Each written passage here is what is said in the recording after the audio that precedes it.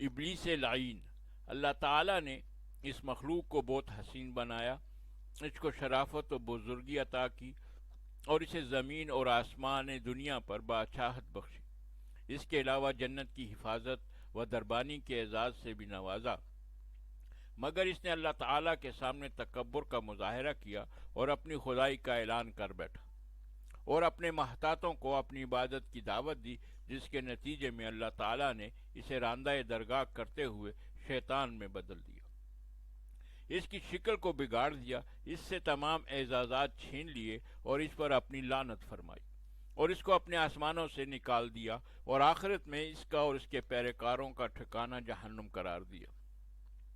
ہم اللہ تعالیٰ کی پناہ طلب کرتے ہیں اس کے غضب سے اور ایسے عمل سے جو اس کے غضب کا سبب بنے، اور عطائے نعمت کے بعد اس کے چھن جانے سے بھی اللہ کی پناہ مانگتے ہیں۔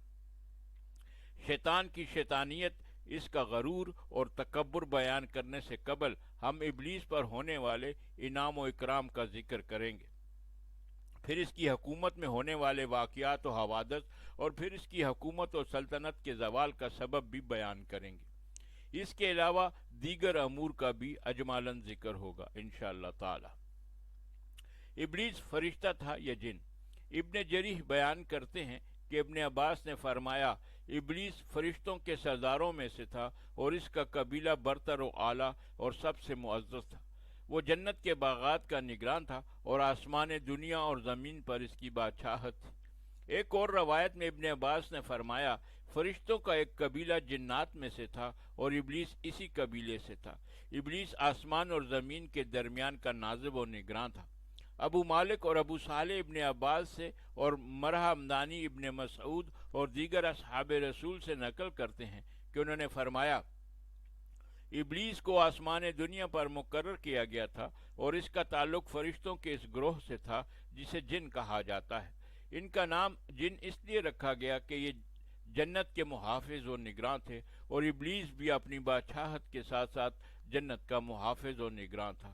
ضحاک بن مزاحم اللہ تعالیٰ کے اس فرمان فَاسْجُدُوا إِلَّا إِبْلِيسَ كَانَ مِنَ الْجِنِّ، سورۃ کاف آیت 50، پس تمام فرشتوں نے سجدہ کیا مگر ابلیس نے نہ کیا، وہ جنوں میں سے تھا۔ کی تفسیر میں ابن عباس کا یہ قول نقل کرتے ہیں کہ انہوں نے اس آیت کی تفسیر میں فرمایا کہ ابلیس فرشتوں کا سردار تھا اور اس کا قبیلہ ان سب میں معزز و محترم تھا۔ اس کے علاوہ وہ بہشت کے باغات پر نگران بھی تھا اور اسے آسمان دنیا زمین کی بادشاہت بھی بخشی گئی تھی۔ ایک دوسری جگہ ابن عباس سے روایت ہے کہ فرشتوں کا ایک قبیلہ جسے جن کہا جاتا ہے، ابلیس کا تعلق اسی قبیلے سے ہے اور آسمان اور زمین کے درمیان کا وہ نگراں تھا۔ پس اس نے نافرمانی کی تو اللہ تعالیٰ نے اسے راندہ درگاہ قرار دے کر شیطان میں بدل دیا۔ ابلیس کی ناشکری، دعوی الوہیت اور تکبر۔ ابن جری قرآن کی اس آیت وَمَن يَقُلْ مِنْهُمْ إِنِّي إِلَّهُ مِن دُونِهِ، سورۃ الانبیاء آیت 29، اور جو ان میں سے کوئی کہہ دے کہ اللہ کے سوا میں بھی ایک خدا ہوں، کی تفسیر میں فرماتے ہیں، فرشتوں میں سے جس نے یہ بات کہی کہ اللہ کے سوا میں بھی ایک خدا ہوں تو وہ ابلیس، اس نے اپنی عبادت کی طرف دعوت دی اور یہ آیت ابلیس کے بارے میں ہی نازل ہوئی۔ حضرت قتادہ رضی اللہ عنہ نے اسی آیت کی تفسیر میں فرمایا کہ یہ آیت اللہ تعالیٰ کے دشمن ابلیس کے ساتھ خاص ہے، اور اس کا سبب ابلیس کا وہ قول ہے جو اس نے کہا تھا، پس اللہ تعالیٰ نے اس پر لعنت فرمائی، اسے دھتکار دیا اور اس کے متعلق فرمایا فَذَلِكَ نَجْزِيهِ جَهَنَّمَ كَذَلِكَ نَجْزِي الظَّالِمِينَ، سورۃ الانبیاء آیت 29۔ تو اسے ہم جہنم کی سزا دیں گے، ہمارے ہاں ظالموں کا یہی بدلہ ہے۔ معمر بھی حضرت قتادہ سے اس آیت کے بارے میں یہی نقل کرتے ہیں کہ یہ آیت ابلیس کے بارے میں خاص ہے۔ ابلیس کی گمراہی اور دعوی ربوبیت کا اصل سبب۔ ابن عباس فرماتے ہیں، ابلیس فرشتوں کے اس قبیلے سے تعلق رکھتا تھا جسے جن کہا جاتا ہے۔ اس قبیلے کے فرشتوں کو آگ کی گرم لو سے پیدا کیا گیا تھا۔ یہ لو شعلہ میں نظر نہیں آتی، صرف محسوس کی جا سکتی ہے، اور تمام حدت اسی میں ہوتی ہے۔ ابلیس کا نام حارث تھا اور یہ جنت کے پہرے داروں میں سے ایک پہرے دار تھا۔ اس کے علاوہ باقی تمام فرشتوں کو نور سے پیدا کیا ہے، اور جنات کا ذکر قرآن میں آیا ہے، من مارج من نار، یعنی جنات کو آگ کی لپیٹ سے پیدا کیا، جبکہ انسان کو کھنکھناتی مٹی سے پیدا کیا ہے۔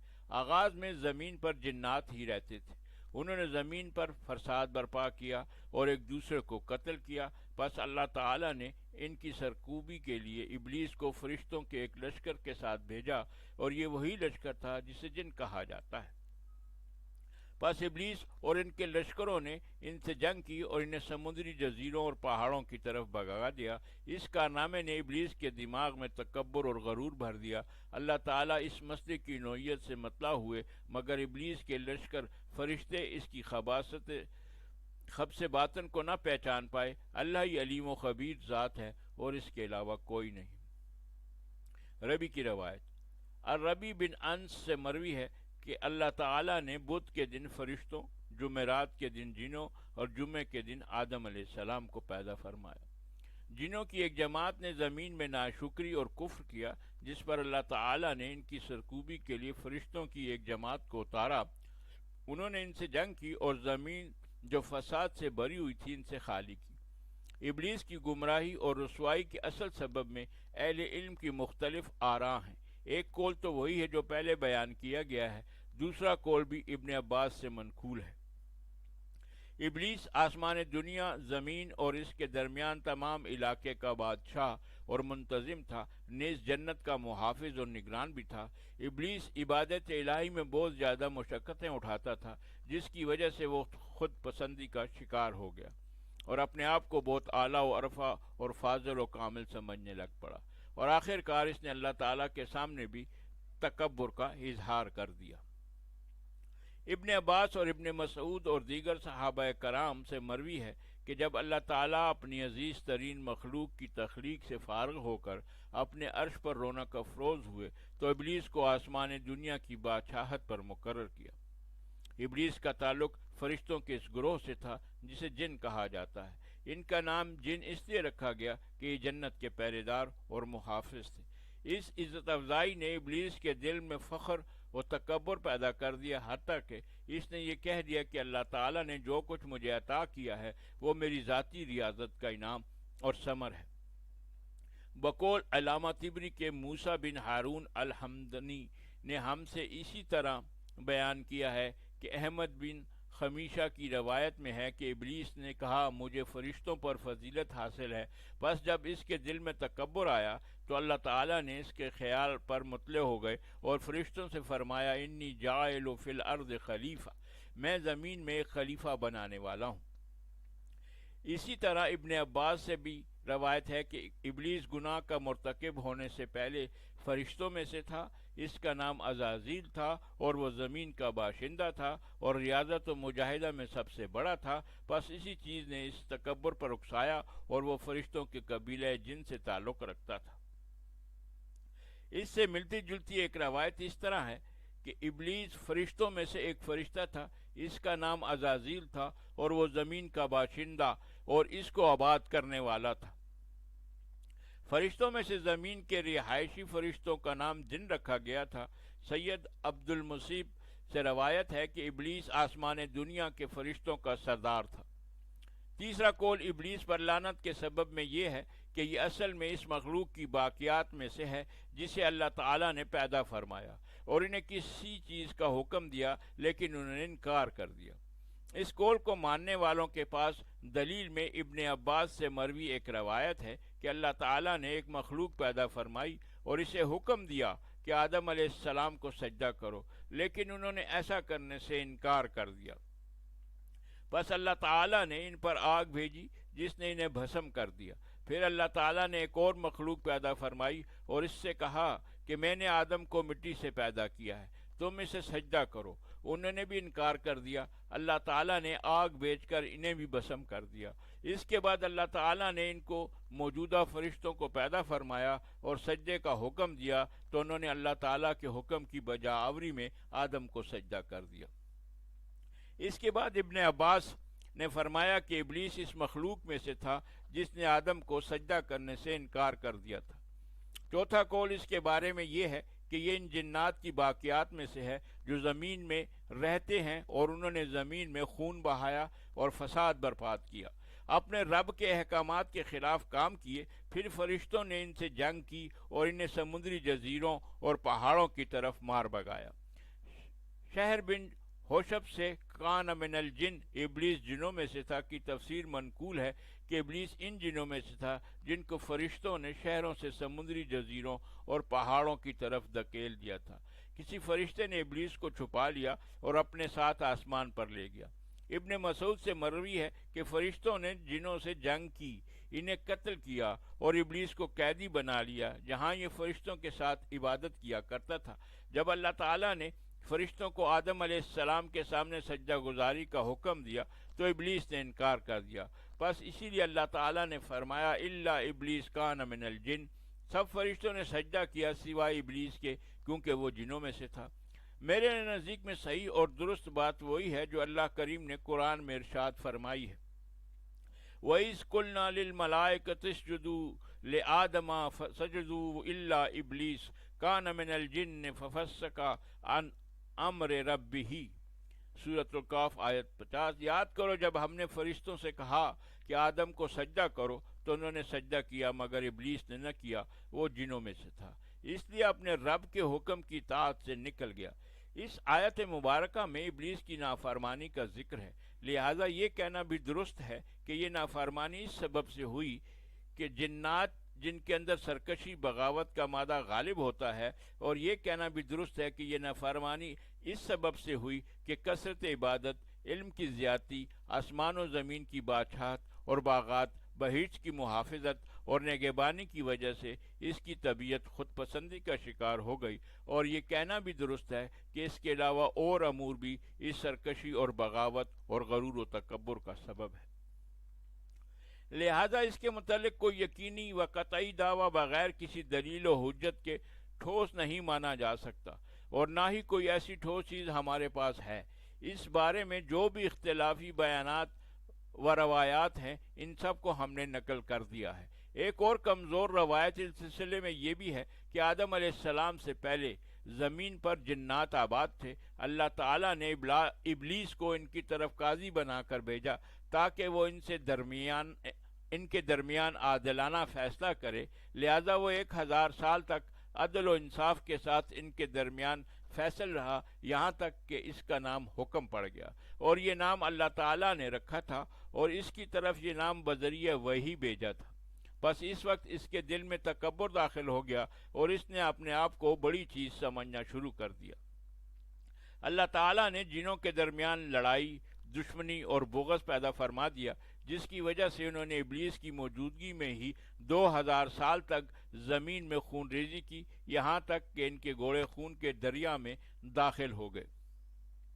اس کمزور روایت کے ماننے والوں کی دلیل یہ ہے کہ اللہ تعالیٰ کے اس قول میں یہ بات ہی بیان ہوئی ہے، أَفَعَيْنَا بِالْخَلْقِ اول بل ہم فی لیس من خلق جدید، تو کیا ہم پہلی بار پیدا کر کے تھک گئے ہیں؟ ہرگز نہیں، مگر یہ لوگ از سر نو دوبارہ پیدا کرنے کی نسبت شک میں پڑے ہوئے ہیں۔ اس طرح فرشتوں کا یہ کہنا اَتَجْعَلُ فِيهَا مِن يُفْسِدُ فِيهَا وَيَسْفِكُ الدَّمَاءَ، سورۃ بقرہ آیت 30، کیا آپ زمین میں ایسے شخص کو پیدا کریں گے جو اس زمین میں فساد اور خون ریزیاں کرتا پھرے؟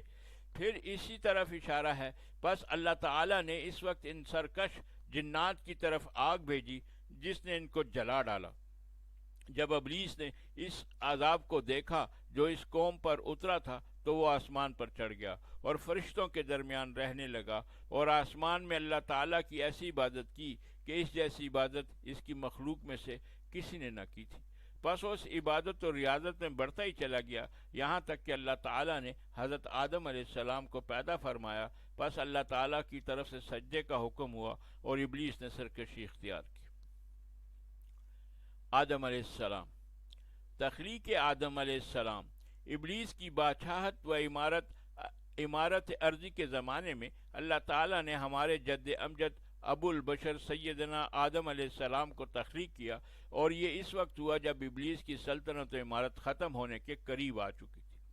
نیز اللہ تعالیٰ نے ابلیس کے دل میں چھپے فخر و غرور کو فرشتوں پر آشکارا فرمانا چاہا، جسے وہ نہ جانتے تھے مگر اللہ تعالیٰ جانتا تھا۔ اس وقت اللہ تعالیٰ نے فرمایا انی جاعل فی الارض خلیفہ، سورہ بقرہ آیت 30، میں زمین میں ایک خلیفہ بنانے والا ہوں، جس کے جواب میں فرشتوں نے کہا اتجعل فیہا من یفسد فیہا ویسفک الدماء، کیا آپ زمین میں کسی ایسے کو مقرر کرنے والے ہیں جو اس کے انتظام کو بگاڑ دے گا اور خون ریزیاں کرے گا۔